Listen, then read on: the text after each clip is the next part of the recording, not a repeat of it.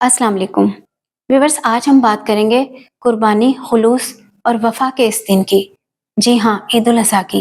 ईद उल अज़हा सिर्फ गोश्त खाने या जानवर कुर्बान करने का नाम नहीं है, बल्कि ये उस जज्बे का नाम है जो हज़रत इब्राहीम अलैहिस्सलाम और हज़रत इस्माईल अलैहिस्सलाम ने दिखाया। ये दिन हमें सिखाता है कि वफादारी की इंतहा क्या होती है, अल्लाह ताला के हुक्म के आगे झुक जाना क्या होता है, और अपनी पसंदीदा चीज़ को अल्लाह ताला की रज़ा के लिए छोड़ देना कैसा होता है।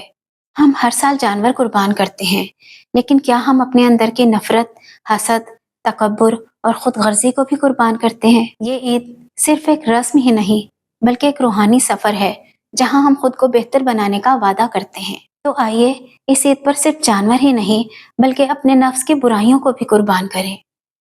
दूसरों को खुशियाँ बांटें, यतीमों, गरीबों, बेवाओं और बेसहारा लोगों को याद रखें। अल्लाह ताला से कुर्बत का यह मौका ज़ाया ना होने दें। आप सबको ईद उल अज़हा बहुत मुबारक।